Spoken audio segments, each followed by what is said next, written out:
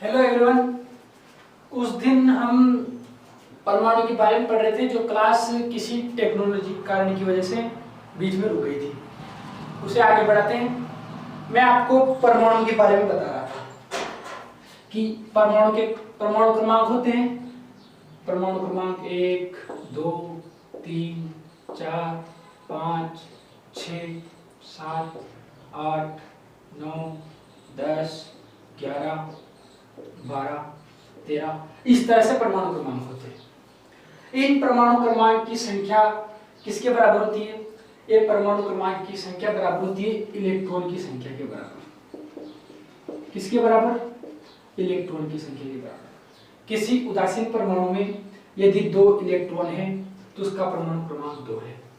उसमें 5 इलेक्ट्रॉन है तो उसका परमाणु क्रमांक 5 है। किसी में 7 इलेक्ट्रॉन है तो उसका परमाणु क्रमांक 7 है। अब ये जो इलेक्ट्रॉन है, इन इलेक्ट्रॉनों का वितरण एक फिक्स नियम के अनुसार होता है। हमने पढ़ा था, ये नाभिक है जिसमें प्रोटॉन और न्यूट्रॉन पाए जाते हैं, और ये प्रोटॉन भी इलेक्ट्रॉन की संख्या के बराबर होते हैं। और इसके नाभिक के चारों ओर कक्षाएं पाई जाती हैं। पहली कक्षा, दूसरी कक्षा, तीसरी कक्षा। इन कक्षाओं में इलेक्ट्रॉन होते हैं। यदि नाभिक के अंदर एक प्रोटॉन है तो बाहर एक इलेक्ट्रॉन होगा। 2 प्रोटॉन है तो बाहर 2 इलेक्ट्रॉन होंगे। अंदर 3 प्रोटॉन है तो बाहर भी 3 इलेक्ट्रॉन होंगे। लेकिन जो तीसरा इलेक्ट्रॉन है वो इस कक्षा में न जाकर इससे अगली वाली कक्षा में जाएगा। हमें कैसे पता चलेगा कि इसमें कितने इलेक्ट्रॉन जाएंगे, कब अगली कक्षा में जाएगा? तो उसके लिए एक नियम होता है 2n स्क्वायर, जहां n का मान 1, 2, 3 अपनी मर्जी से रख के इन कक्षाओं में इलेक्ट्रॉन की अधिकतम संख्या का पता लगा सकते हैं। यदि मैं n बराबर 1 रखता हूं तो 2 स्क्वायर, 1 का स्क्वायर कितना होता है? 1, 1 दूनी 2, इसका मान आया 2। यदि n बराबर 2 रखा, 2 का स्क्वायर कितना होता है? 4, 4 दूनी 8।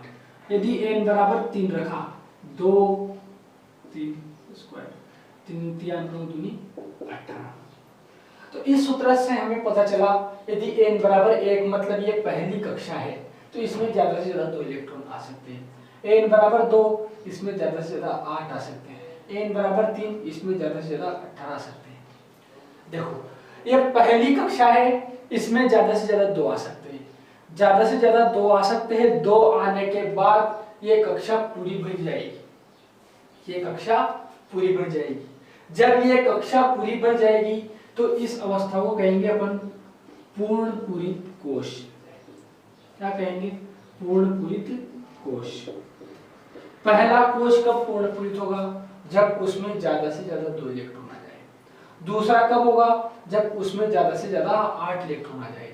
इसमें मैंने 1 इलेक्ट्रॉन भरा। यदि ये पहला था, पहले कोश में गया, दूसरा भी पहले कोश में गया, तीसरा इलेक्ट्रॉन अब पहले कोश में नहीं जाएगा, क्योंकि पहले कोश में ज्यादा से ज्यादा 2 इलेक्ट्रॉन आ सकते थे, वो 2 आ चुके हैं। अब जो तीसरा इलेक्ट्रॉन है वो दूसरे कोश में जाएगा।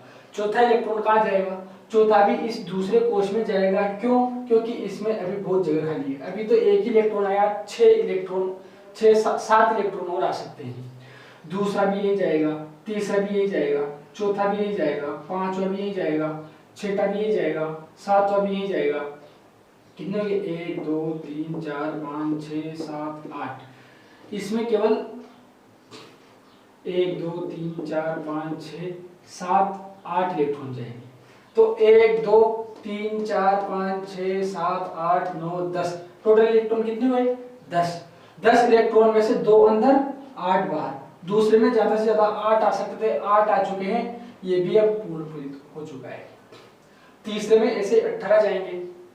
इस तरीके से इन कक्षाओं में इलेक्ट्रॉन भरे जाते हैं। इन इलेक्ट्रॉन को इस तरह से डायग्राम बनाने की बजाय हम ऐसे डायरेक्ट लिख सकते हैं कोश के हिसाब से। जैसे कि मैंने लिखा, मुझे 6 इलेक्ट्रॉन भरने हैं। कितने भरने हैं? 6। तो पहले कोश में 2, दूसरे कोश में 4। मुझे 9 इलेक्ट्रॉन भरने, पहले में 2, दूसरे में 7, 12 इलेक्ट्रॉन भरने, पहले में 2, अब दूसरे में 8, कितने हो गए 8 2 10 हो गए, 2 बचे, 2 कहाँ जाएंगे तीसरे में। इसको मैं बता रहा हूँ, इसमें पहले में 2, दूसरे कोष में 8, 1 2 3 4 5 6 7 8 हुई। अब तीसरे कोष में कितने जाएंगे 2, बचे हुए तीसरे कोष में चले जाएंगे। ऐसे इलेक्ट्रॉनों का वितरण होता है। अब यहाँ पर कुछ इन 1 से लेकर 13 तक के जो परमाणु क्रमांक लिखे मैंने, इनके इलेक्ट्रॉनिक विन्यास लिखते हैं। देखो पहला नंबर है, इसमें 1 इलेक्ट्रॉन होगा, 1 इलेक्ट्रॉन केवल पहले कोष में जाएगा। नंबर 2, 2 इलेक्ट्रॉन केवल पहले कोष में जाएंगे। 3, 2 तो पहले कोष में और 1 दूसरे कोष में। 4, इसमें 2 पहले कोष में, 2 दूसरे कोष में। 5 में 2 पहले कोष में, 3 दूसरे कोष में, 2 पहले में, 4 दूसरे में, 2 5, 2 6, 2 7, 2 8। अब देखो ये पूरा हो चुका है, इसलिए अब 11 पढ़ना है, तो 2 और 8 10 तो होगी। यहाँ पर मैं ऐसे 9 नहीं कर सकता, यहाँ 8 तक तो यहीं रखूंगा, फिर 8 के बाद एक एक्स्ट्रा अगले कोष में। 12 के लिए 2 8 2, 13 के लिए 2 8 3, 2 8 10 3 13। इस तरह से इलेक्ट्रॉन भरे जाते हैं। एक परमाणु क्रमांक 1 है, 2 है, 3 है, 4 है, 5 है, 6 है, 7 है, 8 है, 9 है, 10। इन परमाणु क्रमांक पर जो तत्व फिक्स होता है उनके नाम होते हैं। 1 पर होता है हाइड्रोजन, 2 पर होता है हीलियम, इसी प्रकार lithium, beryllium, boron, carbon, nitrogen, oxygen, fluorine, neon, sodium, magnesium, aluminium. ये इन परमाणु क्रमांक पर आने वाले जो तत्व हैं, परमाणु हैं, उनका नाम है। कि 6वें नंबर पर कौन आता है कार्बन, 8वें नंबर पर कौन आता है ऑक्सीजन, और 10वें नंबर पर कौन आता है नियोन। ऑक्सीजन 8 नंबर पर आता है। क्या पता चल रहा है हमें, ऑक्सीजन 8 नंबर पर आता है, इसका मतलब इसमें 8 इलेक्ट्रॉन है। बेरिलियम 4 नंबर पर आता है, इसका मतलब इसमें 4 इलेक्ट्रॉन है। मैग्नीशियम 12 पे आता है, इसका मतलब इसमें 12 इलेक्ट्रॉन है। यदि किसी परमाणु में 12 इलेक्ट्रॉन है तो उन्हें इस तरह से लिखेंगे। किसी में 7 इलेक्ट्रॉन है तो उन्हें इस तरीके से लिखेंगे। 5 इलेक्ट्रॉन है तो उन्हें इस तरीके से लिखेंगे। मतलब कोषों की संख्या के आधार पर लिखेंगे कौन से कोष में कितने इलेक्ट्रॉन है, कौन से कोष में कितने इलेक्ट्रॉन है। ठीक है, ये इलेक्ट्रॉन इस तरह से जमे हुए हैं। ध्यान से देखो, यहां पर 10 नंबर पर जो बाह्यतम कोष है वो पूरा भरा हुआ है। पहले में 2, दूसरे में 8, अब अगला इलेक्ट्रॉन अगली कक्षा में जा रहा है। ठीक है, यहां पर भी देखो हीलियम नंबर 2, इसमें भी पहले कोष में जितने इलेक्ट्रॉन आ सकते थे वो आ चुके, अभी पूर्ण पूरी विन्यास बन चुका है। अब जो अगला इलेक्ट्रॉन जाएगा वो इस कोष में न जाके अगले वाले कोष में जाएगा। इसके नीचे अगला कोष शुरू हुआ, इसके नीचे अगला शुरू। तो ये जो विन्यास होता है ये पूर्ण विन्यास होता है। जिन जिन तत्वों का इस तरीके से पूर्ण विन्यास होता है उन तत्वों को कहते हैं, उन तत्वों को आउटसाइड में एक अलग ही वर्ग में रखा गया है, और उन्हें जिस वर्ग में रखा गया है उनको कहते हैं अक्रिय समूह। क्या कहा गया है, अक्रिय समूह। अक्रिय समूह क्यों कहते हैं, क्योंकि ये किसी से क्रिया नहीं करते। किसी से क्रिया नहीं करते। किसी से क्रिया क्यों नहीं करते, क्योंकि इनका जो बाह्यतम कोश है वो पूरा भर चुका है। जो परमाणु होता है, कौन, परमाणु, जो परमाणु होता है, परमाणु, हर परमाणु यह चाहता है, हर परमाणु यह चाहता है कि मैं, मतलब हर परमाणु यह चाहता है कि हम इनके जैसे बने। किनके जैसे बने, ये नियोन है, हीलियम है, मतलब इस अक्रिय समूह वाले यौगिकों की तरह बने। अगर किसी के पास एक इलेक्ट्रॉन है तो एक इलेक्ट्रॉन और बाहर से ले ले तो हीलियम के जैसा बन सकता है। किसी के पास 3 इलेक्ट्रॉन है, यदि वो एक इलेक्ट्रॉन निकाल दे तो भी उसके पास 2 इलेक्ट्रॉन बचेंगे, फिर वो हीलियम की तरह बन सकता है।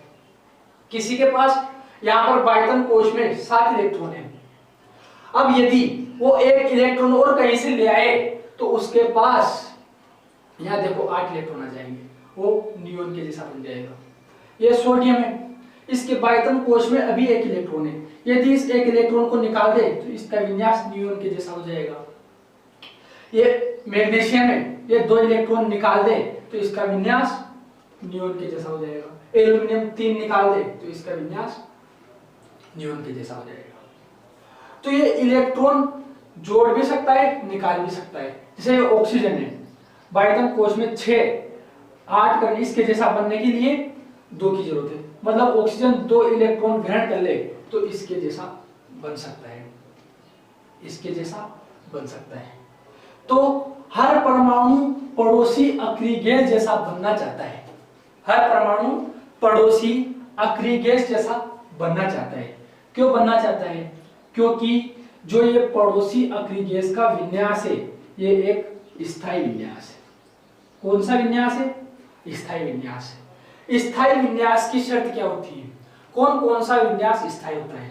तो देखो, जो परमाणु होते हैं उन परमाणुओं में कक्षाएं होती है और उन कक्षाओं में इलेक्ट्रॉन पाए जाते हैं।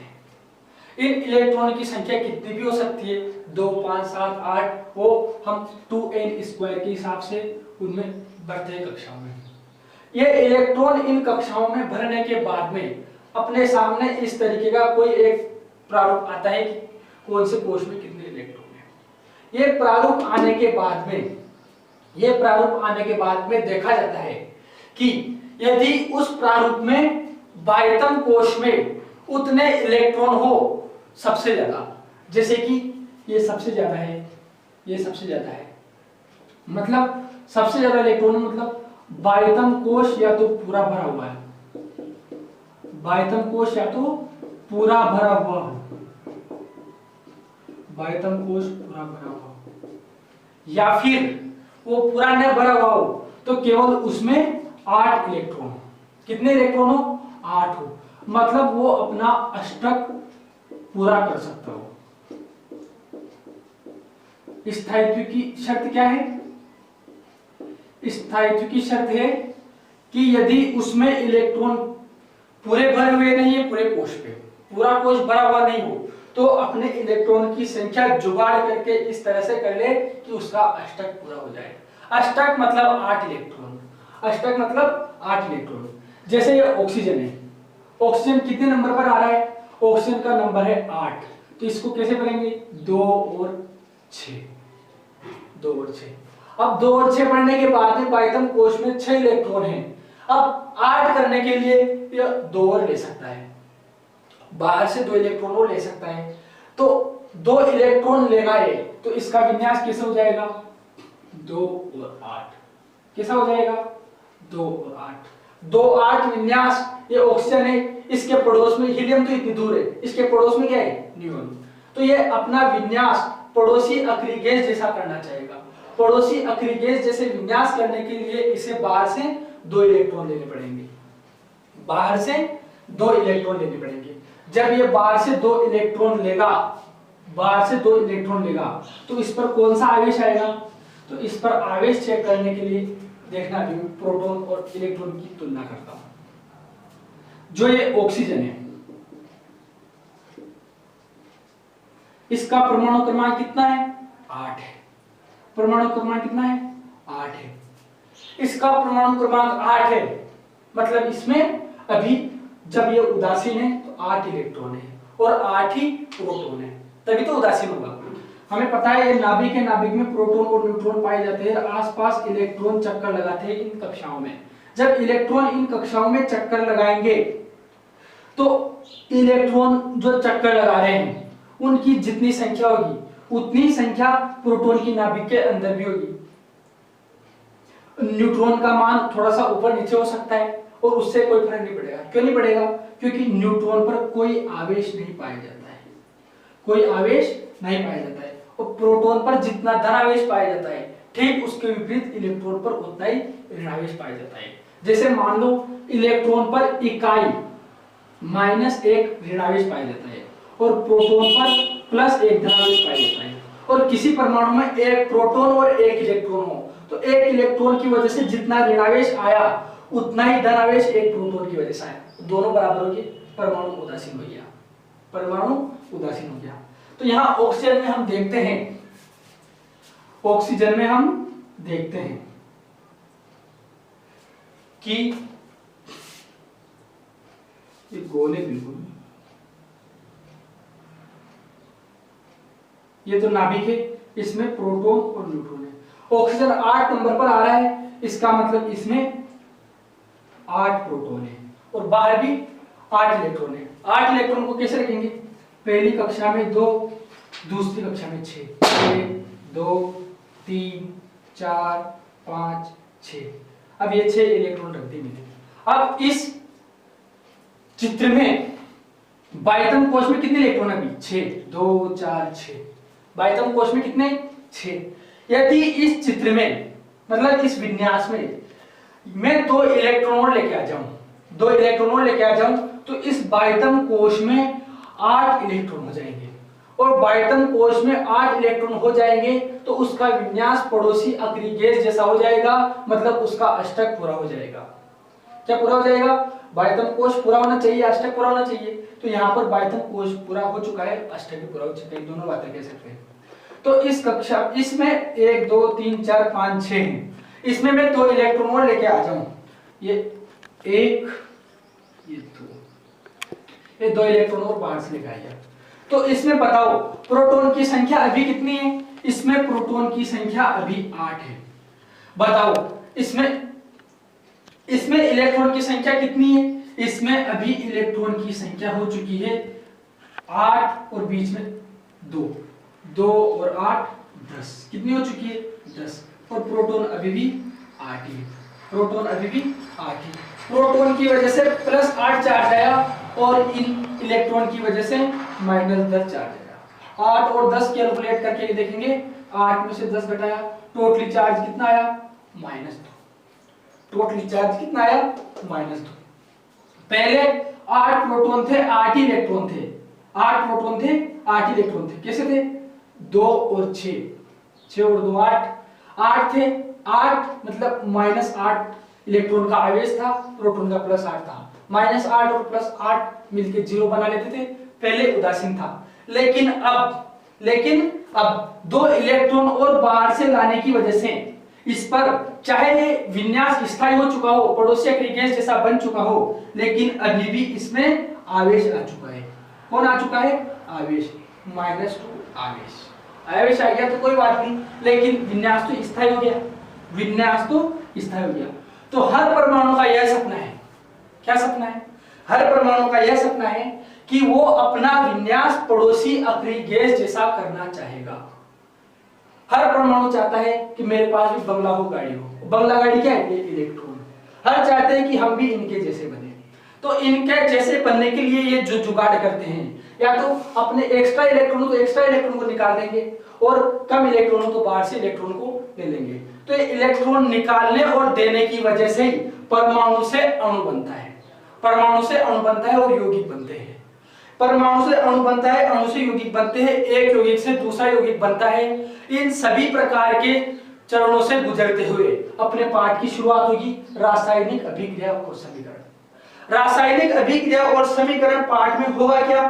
कुछ पुराने बंध टूटेंगे, कुछ नए बंध बनेंगे। कोई कंपाउंड है, वो कंपाउंड जिससे मिलकर बना हुआ है, वो कंपाउंड टूटेगा, 2 स्वतंत्र आयन बनेंगे।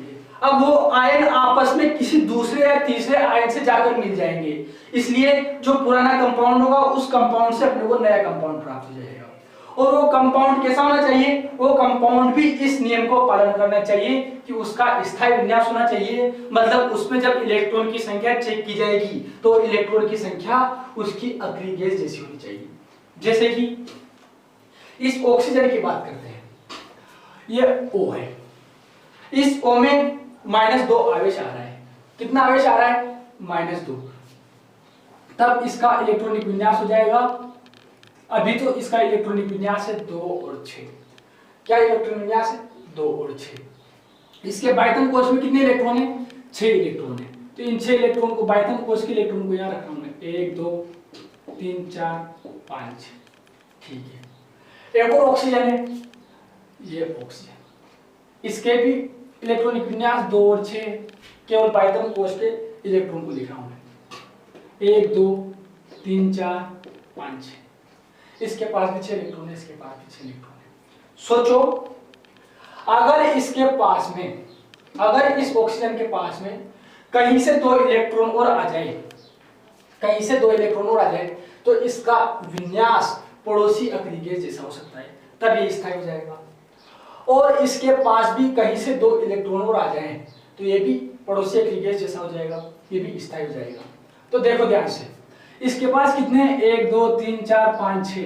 अगर ये इसके 2 इलेक्ट्रॉन और ले ले, दूसरे पेन से बनाओ, अगर ये इसके पास में जो ऑक्सीजन आया, उस ऑक्सीजन से 2 इलेक्ट्रॉन और ले ले, ये है चलने दो, है ना। हाँ तो देखो ये ऑक्सीजन है और ये ऑक्सीजन है, इसके बायतन कोश में 6 इलेक्ट्रॉन है और इसके बायतन कोश में भी 6 इलेक्ट्रॉन है, 2 और 6 2 और 6। अब देखो इस ऑक्सीजन को अपना अष्टक पूरा करने के लिए 2 इलेक्ट्रॉन की जरूरत है और इस ऑक्सीजन को भी अपना अष्टक पूरा करने के लिए 2 इलेक्ट्रॉन की जरूरत है। तो देखो ये 2 इलेक्ट्रॉन इससे लेगा, 2 इलेक्ट्रॉन इससे लेगा, तो इसका विन्यास देखना अभी, ये 2 इलेक्ट्रॉन ले चुका है, ये 1 2 3 4 5 6 7 8 हो चुके हैं, इसका विन्यास स्थायी हो गया। ये ऑक्सीजन है, इस ऑक्सीजन के पास में भी अभी 1 2 3 4 5 6, ये भी इससे 2 ले लेगा, ये 2 इलेक्ट्रॉन ले लिए, तो इसका विन्यास भी अब स्थायी हो चुका है। देखो 1 2 3 4 5 6 7 8। तो इस तरह से दोनों ने इलेक्ट्रॉन की साझेदारी करी। साझेदारी करी मतलब इसके पास 6 इलेक्ट्रॉन थे, इसके पास 6 इलेक्ट्रॉन थे, अष्टक पूरा करने के लिए 2 इलेक्ट्रॉन की जरूरत पड़ी, 2 इलेक्ट्रॉन किसी पड़ोसी परमाणु से ले लिए इसने और 8 बना लिया। जब इसने ये इलेक्ट्रॉन लिए तो पूरी तरह से नहीं लिए, मतलब ये इसके पास इलेक्ट्रॉन की कमी नहीं हुई, और इसने भी जब इलेक्ट्रॉन लिए तो इसके पास भी इलेक्ट्रॉन की कमी नहीं हुई।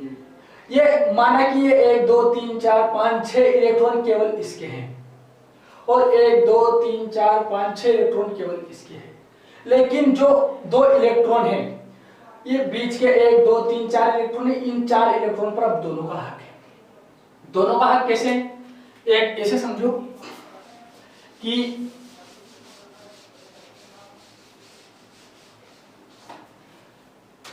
मान लो आपने गर्मी के दिनों में 2 दोस्तों ने मिलकर गन्ने की दुकान खोली, गन्ने के जूस की दुकान खोली,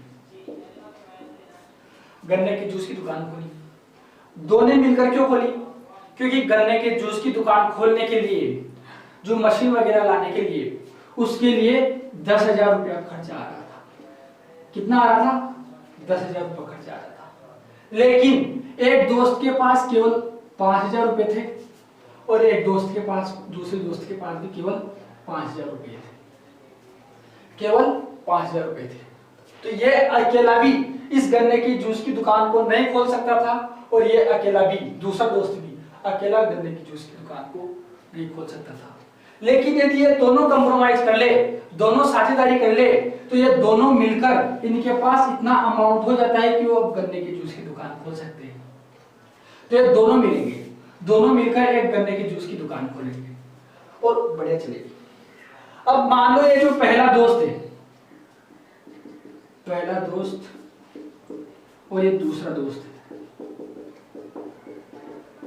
अब ये जो पहला दोस्त है, इसका कोई पहचान वाला इस दुकान पर आएगा तो ये क्या कहेगा कि ये अपनी दुकान है।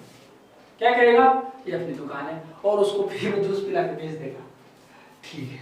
अब मान लो इस दूसरे दोस्त का कोई रिश्तेदार आया, आने के बाद वो भी उसे दुकान में बिठाएगा, उससे भी क्या बोलेगा, ये अपनी दुकान, क्या कहेगा, ये अपनी दुकान है।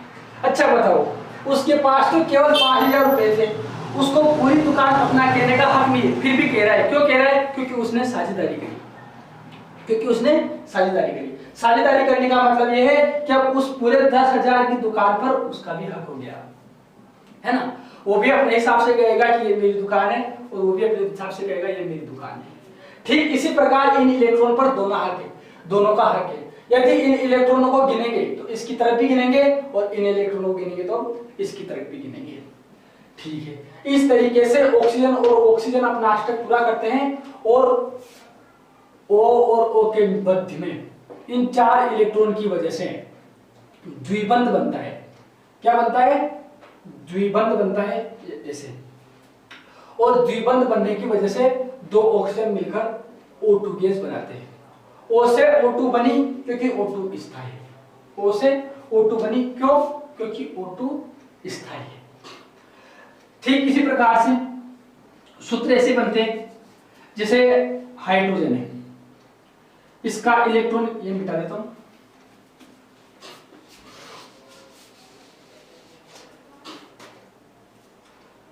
ये हाइड्रोजन है, इसका इलेक्ट्रॉनिक विन्यास क्या है? 1। पड़ोसी अक्रिय गैस जैसा विन्यास प्राप्त करने के लिए, ऐसा प्राप्त करने के लिए इसको 1 इलेक्ट्रॉन की जरूरत है, लेकिन इसके पास अभी कितना है? 1 इलेक्ट्रॉन। एक और हाइड्रोजन है, उसके पास भी कितना है? 1 इलेक्ट्रॉन। तो इसको 2 इलेक्ट्रॉन करने के लिए ये इसके इलेक्ट्रॉन को ले लेगा, और ये 2 करने के लिए इसके इलेक्ट्रॉन को ले लेगा, इसका विन्यास भी 1। तो ये 2 इलेक्ट्रॉन लेने की वजह से H और H के मध्य सिंगल बॉन्ड बनेगा, और ये H2 में कन्वर्ट हो जाएगा। इस तरह से H परमाणु से H2 अणु बन जाएगा।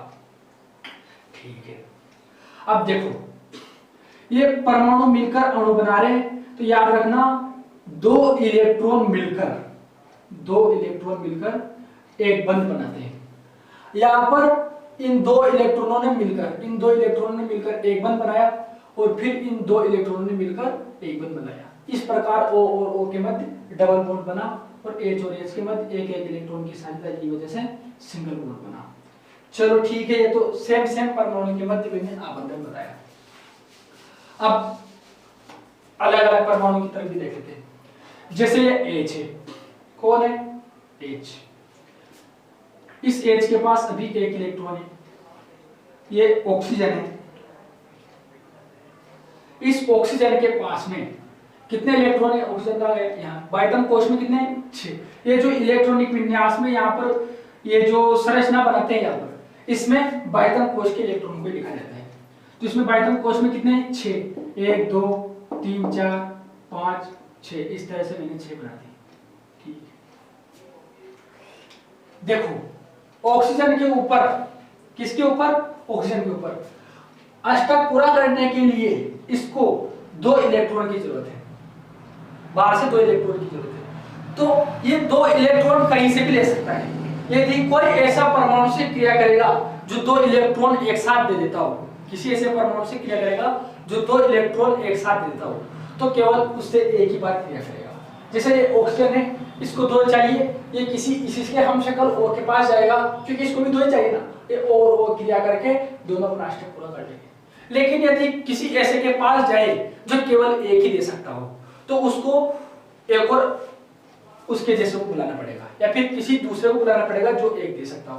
तो ये इस ऑक्सीजन को 2 की जरूरत है, लेकिन ये एक ही दे सकता है, हाइड्रोजन। इसलिए एक इलेक्ट्रॉन को लाने के लिए एक हाइड्रोजन को पास लाना पड़ेगा। ये हाइड्रोजन भी एक और दे सकता है। ठीक है, इस हाइड्रोजन ने एक इलेक्ट्रॉन दे दिया। अब देखो, इसको अपना स्थायित्व प्राप्त करने के लिए, हाइड्रोजन को स्थायित्व प्राप्त करने के लिए, हाइड्रोजन के पड़ोस में हीलियम है या फिर नियोन है? हीलियम है, इसलिए हीलियम जैसा बनना चाहिए। हीलियम जैसा बनने के लिए एक इलेक्ट्रॉन की जरूरत है। इस एक इलेक्ट्रॉन को लेने के लिए इस ऑक्सीजन के साथ में साझेदारी करेगा, और साझेदारी करने के बाद ये इस तरीके से यहाँ पर बॉन्ड बन जाएगा, है ना, 2 इलेक्ट्रॉनों की। इसी प्रकार इसको भी 1 इलेक्ट्रॉन की और जरूरत है, ये भी इस ऑक्सीजन से 1 इलेक्ट्रॉन को ले लेगा। ले लिए इलेक्ट्रॉन, ये इलेक्ट्रॉन ले लिए, इसका भी जो स्थायी विन्यास बन चुका। ऑक्सीजन के पास में देखो कितने इलेक्ट्रॉन है, 1 2 3 4 5 6, दो की जरूरत है, एक इस वाला को लेगा, एक इस वाले को लेगा, और ये 2 इलेक्ट्रॉन लेने के बाद में, ये 2 इलेक्ट्रॉन लेने के बाद में इसका विन्यास कैसा बन जाएगा, इस तरीके से इनके 8 इलेक्ट्रॉनों को कवर करेंगे।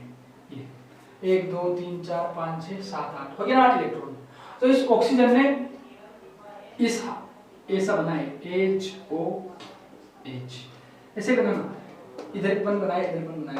तो देखो ऑक्सीजन ज्यादा से ज्यादा कितना बंद बना सकता है, 2 बंद बना सकता है, और हाइड्रोजन एक ही बना सकता है। एक क्यों बना सकता है, क्योंकि इसके पास एक इलेक्ट्रॉन की जरूरत है, और एक इलेक्ट्रॉन इसके पास है, एक और किसी से लेगा तो एक इलेक्ट्रॉन और एक इलेक्ट्रॉन की वजह से केवल एक बंद बनेगा, इसलिए हाइड्रोजन केवल एक बना सकता है।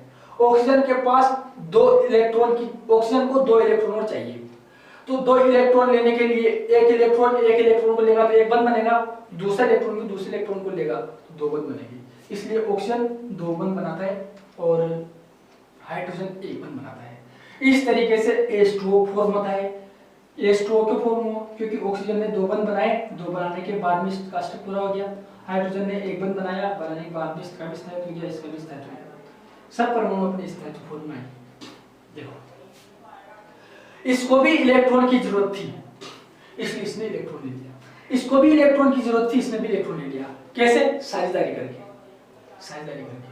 लेकिन कुछ कंडीशन ऐसी होती है जिनमें इलेक्ट्रॉन त्यागने के बाद में स्थायित्व आता है, इनमें तो लेने के बाद आ रहा है। जैसे कि सोडियम में 11 नंबर पर आ रहा है, यहां पर मैं सोडियम लिखूं तो देखो यहां पर ये इलेक्ट्रॉन दे रहा है तो ये भी दे रहा है। अब सोडियम को कोई इलेक्ट्रॉन दे तो देखो ये और बर्बादी की तरफ जा रहा है। क्यों जा रहा है, क्योंकि यहाँ पर 8 है, एक पहले से एक्स्ट्रा है, एक और एक्स्ट्रा जाएगा तो इसका विन्यास और गड़बड़ा जाएगा। विन्यास सही करने के लिए इसको क्या जरूरत है, इसको इस एक इलेक्ट्रॉन को निकालने की जरूरत है। इस एक इलेक्ट्रॉन को ये बना लेना आप कॉपी में। एक इलेक्ट्रॉन को निकालने के लिए क्या चाहता है कि मैं इस एक इलेक्ट्रॉन को परमानेंट निकाल दूं, परमानेंट निकाल दूं। ये सोडियम है, कितने नंबर पर आ रहा है, 11 नंबर पर आ रहा है। जो परमाणु क्रमांक होता है उसे यहाँ नीचे की तरफ लिखा जाता है, किसी भी परमाणु को दर्शाने के लिए, तत्वों को दर्शाने के लिए। ये सोडियम 11 पर आ रहा है, इसका इलेक्ट्रॉनिक विन्यास कैसा है, 2 8 1 2 8 10 11। अब इस सोडियम परमाणु में इस एक इलेक्ट्रॉन को निकाल दे तो इलेक्ट्रॉन की संख्या 8 हो जाएगी। लेकिन देखो अभी ये उदासीन है। उदासीन क्यों है, क्योंकि इसमें प्रोटॉन भी कितने हैं, 11, और इलेक्ट्रॉन भी कितने हैं, 11, इसलिए प्रोटॉन की वजह से +11 चार्ज, इलेक्ट्रॉन की वजह से -11 चार्ज, टोटल 0 चार्ज। मतलब ये कैसा है, अभी उदासीन है, अभी उदासीन है। लेकिन यदि मैं इसमें से एक इलेक्ट्रॉन निकाल दूं, सोडियम में से एक इलेक्ट्रॉन निकाल दूं, तो इसका विन्यास कैसा हो जाएगा, 2 8। अभी भी इसमें प्रोटॉन तो कितने हैं, 11, लेकिन अब इलेक्ट्रॉन कितने बच गए, 8 2 10, कितने बच गए, 10। अब 11 प्रोटॉन की वजह से कौन सा चार्ज आया, +11, 11 इलेक्ट्रॉन की वजह से कौन सा चार्ज आया, +11, और 10 इलेक्ट्रॉन की वजह से -10। -11 और 10 मिलाके कितना बचा, +1। 10 -10 ने -10 ने +10 को तो बराबर कर दिया, एक प्लस बचा, वो एक प्लस यहाँ आ गया। मतलब सोडियम में से जब एक इलेक्ट्रॉन निकला तो उसका कौन सा चार्ज आया, +1 चार्ज आया। जो भी चार्ज आता है उसे ऊपर लिखा जाता है +1। ये Na के ऊपर +1 लिखा। मतलब एक इलेक्ट्रॉन निकलने की वजह से पहले प्रोटॉन और इलेक्ट्रॉन बराबर थे, पहले प्रोटॉन और इलेक्ट्रॉन बराबर थे। एक इलेक्ट्रॉन निकलने की वजह से उसमें प्रोटॉन की संख्या बढ़ गई और प्रोटॉन पर प्लस आवेश होता है, इसलिए वो प्लस वाला आवेश बन गया, प्लस वाला आयन बन गया। अब ये सोडियम क्या बन गया, मतलब धनायन बन गया। प्लस वाले आयन को क्या कहते हैं, धनायन। सोडियम अपना स्थायित्व प्राप्त करने के लिए क्या कर रहा है, धनायन बना रहा है। मैग्नीशियम भी क्या करेगा, धनायन बनेगा, लेकिन ये कितने इलेक्ट्रॉन को त्यागेगा, 2 इलेक्ट्रॉन को त्यागेगा। 2 इलेक्ट्रॉन को त्यागेगा तो ये मिटा देता हूं, इसको भी बना लेता हूं।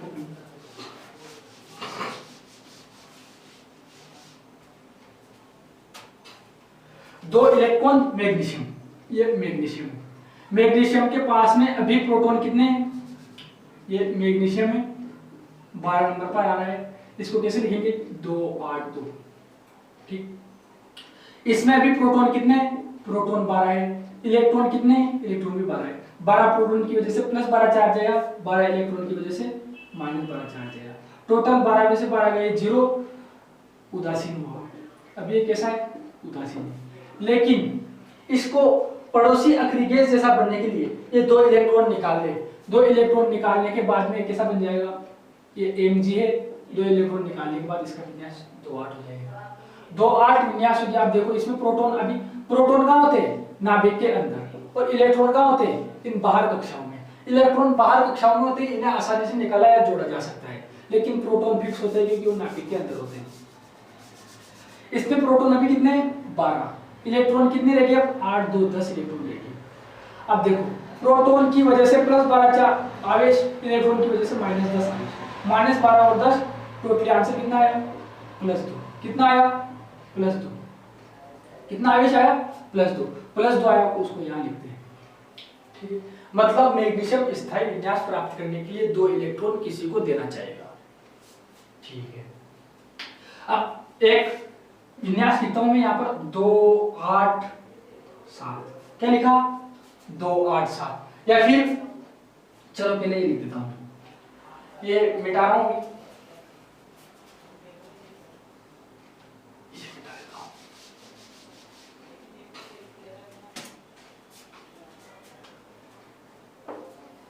दो 8, 7, 8, 2, 10, 7, 17। मतलब ये जो कुछ भी होगा 17 नंबर पर आएगा, है ना? वो 17 नंबर पर कौन आता है?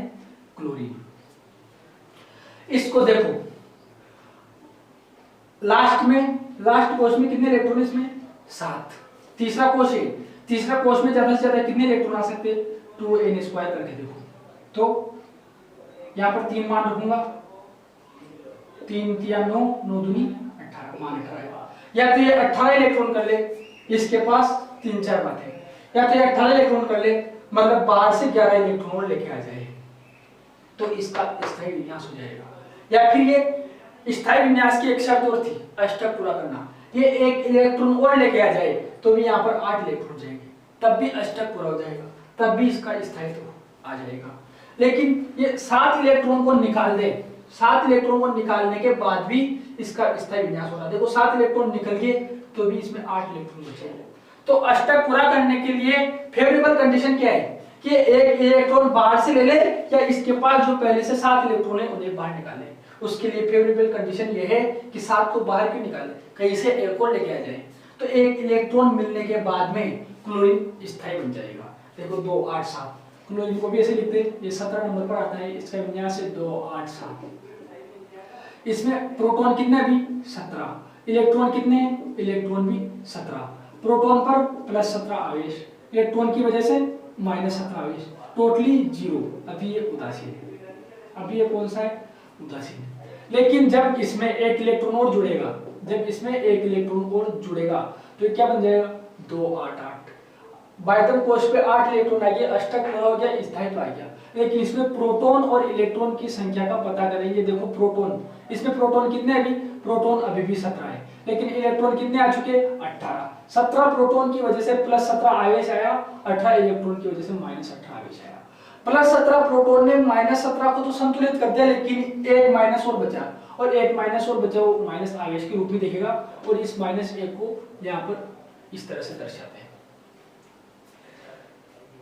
अगर कहीं केवल सोडियम +1 की बजाय केवल सोडियम लिखा हुआ हो तो एक प्लस का मतलब जाहिर सी बात है सिर्फ प्लस लिखा है तो केवल एक ही प्लस है, तो इसको +1 लिखने की बजाय Na+ लिखा जाता है, और इसको -1 लिखने की बजाय केवल Cl- लिखा जाता है।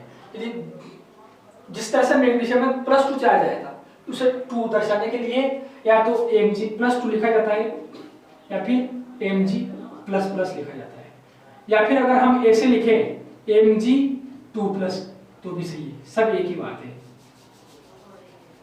चलो ठीक है, अब देखो इस सोडियम को 1 इलेक्ट्रॉन निकालना है, क्लोरीन को 1 इलेक्ट्रॉन की जरूरत है, तो ये इलेक्ट्रॉन आते कहीं से नहीं है, ये इन्हीं परमाणु में एक दूसरे के अंदर चले जाते हैं। जैसे इसको निकालना है तो ये किसी ऐसे के पास जाएगा, जरूरतमंद के पास जिसको इलेक्ट्रॉन की जरूरत है, और जरूरतमंद यहाँ कौन दिख रहा है? इस बोर्ड पे क्लोरीन दिख रहा है। तो सोडियम और क्लोरीन दोनों को हम एक साथ लिख के देखते हैं। ये लिख लिया आपने, ये लिखा हो तो लिख लेना। और मैं ये मान रहा हूँ कि आपने कॉपी में लिख लिया है, और अब मैं आगे लिख रहा हूँ ताकि इधर देखो, ये सोडियम इलेक्ट्रॉन विन्यास किया है 2 8 1। अगली वीडियो में करेंगे। हाँ अगली वीडियो। और ये है Cl 2 8 7। इसको अष्टक पूरा करने के लिए एक इलेक्ट्रॉन निकालना है, इसको अष्टक पूरा करने के लिए एक इलेक्ट्रॉन की जरूरत है। तो ये क्या करेगा, अपना विन्यास बनाएगा प्लस, मतलब 2 और 8। ये क्या करेगा, अपने विन्यास बनाएगा 2 8 और यहाँ पर 8। ये 7 की जगह 8 किया, मतलब एक इलेक्ट्रॉन और एक्स्ट्रा आया। वो इलेक्ट्रॉन एक्स्ट्रा कहाँ से आया, इस सोडियम के पास जो इलेक्ट्रॉन था वो इलेक्ट्रॉन निकला। सोडियम के पास जो इलेक्ट्रॉन था वो इलेक्ट्रॉन निकला, निकलने के बाद इसका विन्यास हो गया 2 8। अब जो इलेक्ट्रॉन निकला वो इलेक्ट्रॉन किसने ग्रहण कर लिया, Cl ने ग्रहण कर लिया। Cl ने ग्रहण करने के बाद ये तो बना Na+ और ये बना Cl-। यहाँ से इलेक्ट्रॉन निकला तो इस पर प्लस आवेश आया, 1 निकला इसलिए, इसमें एक इलेक्ट्रॉन जुड़ा इसलिए इस पर एक -1 आवेश आया, विन्यास 2 8 8 हो गया। तो जब Na+ और Cl- मिलकर क्या बना देंगे, NaCl। ये NaCl लिख रखा है, इसका मतलब ये है कि इसमें से एक इलेक्ट्रॉन निकला और इसमें एक इलेक्ट्रॉन जुड़ गया। जब इसे तोड़ेंगे तो ये इस तरह से Na+ और Cl- में टूटा हुआ दिखाई देगा। इस तरह से NaCl बनता है। यदि Na की बजाय, ये लिख लेना, इस Na की बजाय यहाँ पर Mg हो, क्या हो, Mg हो, तो इस Mg का विन्यास क्या होगा, 2 8 2। क्या विन्यास होगा, 2 8 2। मैग्नीशियम का विन्यास होगा 2 8 2। तो मैग्नीशियम क्या करेगा, 2 इलेक्ट्रॉन को निकालना चाहेगा तो इसके +2 आवेश आएगा। अब देखो, एक क्लोरीन तो केवल एक ही इलेक्ट्रॉन ग्रहण कर रहा है,